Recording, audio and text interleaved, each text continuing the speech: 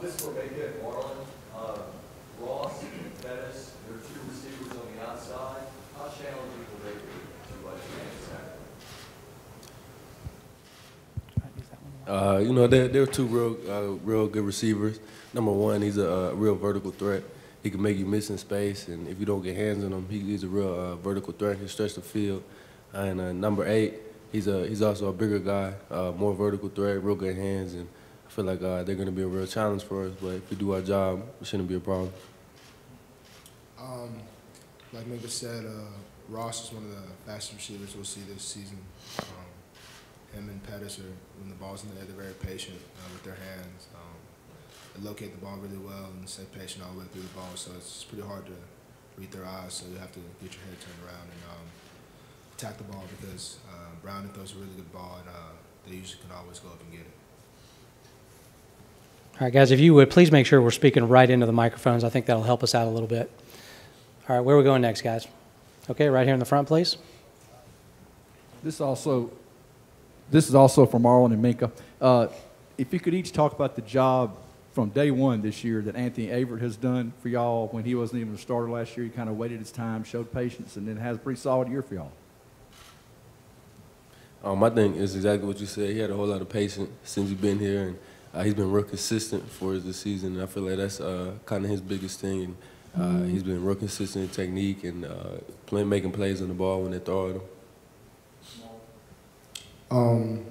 Anthony has been a guy that's been around for a while. Like you said, you stay patient, work hard, keep letting Saban work with you. You end up getting on the field, and that's what he did. And since the first game, he just got better and better as the seasons went on. And you see him walking around smiling, and I'm just happy for him. All right, next question, please. Raise your hand. We'll get you a microphone.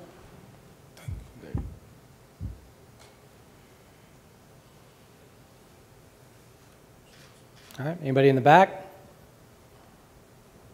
All right, I guess we're going back up here to the front again, please.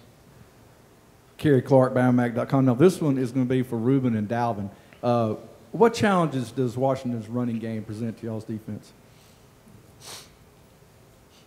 For the Washington running game, I'd say the offensive line is a whole lot quicker than most of the offensive linemen we face this year.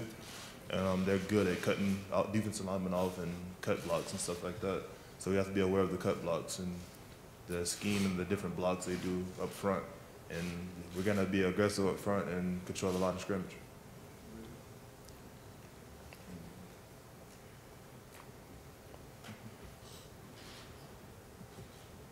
All right, we good? Okay, right here in the middle, please.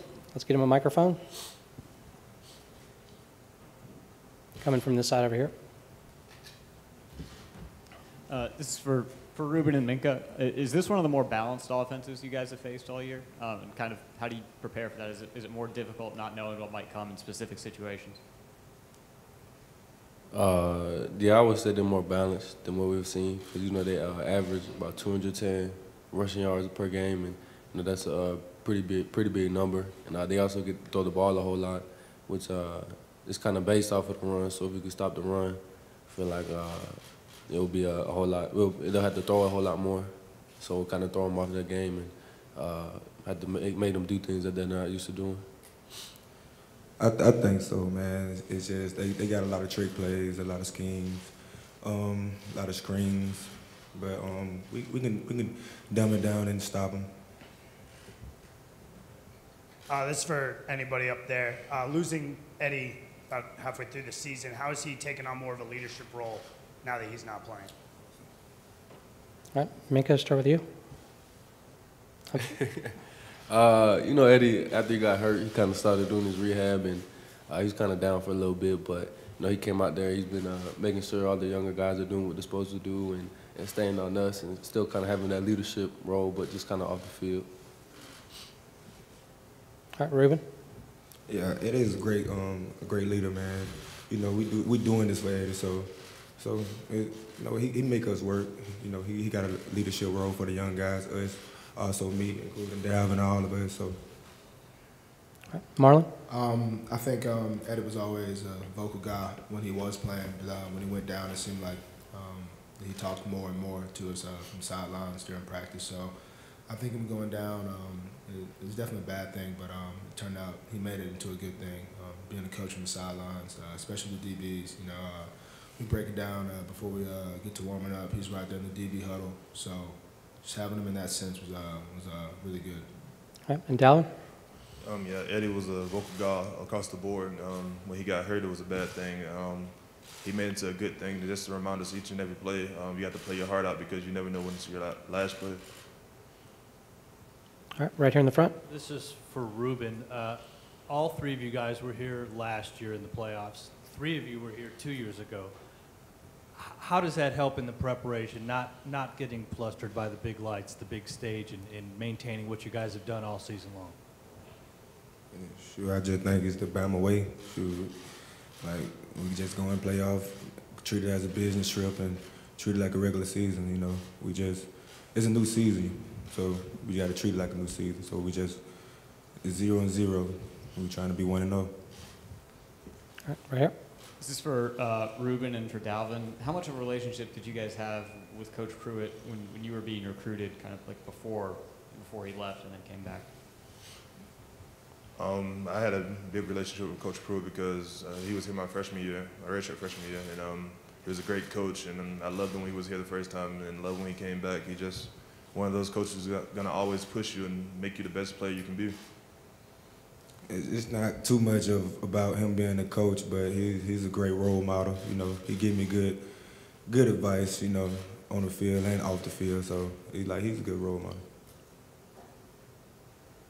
All right, next question, please. Raise your hand. We'll get you a microphone. All right, back here to the front. This is for all you guys because all you guys, play different positions on the field, but with the trick plays that they throw in every now and then, is this a defense that can be tricked, and how do you avoid getting suckered by one of those? I would say the way you avoid being tricked is just by doing your job. If you look ahead of the play and see what they're doing, you can see that they're coming back and trying to trick you, and see the quarterback coming out for a pass or the running back coming out the backfield for a pass, and it's just about just doing your job and knowing what to do. I think it's just taking practice serious and just doing your job and just learning the gimmicks and schemes they have. So, you do your job at practice, and then you won't have no problem with trick plays. Marlon? I think any defense can be tricked, but it's just about discipline, like they said. If you're not doing your job, you can be tricked by something little or something big. So I think we just have to be disciplined, and trick plays don't work when there's discipline there. With trick plays, you just have to execute the game plan and read the keys they give you beforehand, before the play even starts. And if you do that and play your job and do what you're supposed to do, I feel like we can stop any trick play. All right, time for one or two more. Where are we going next?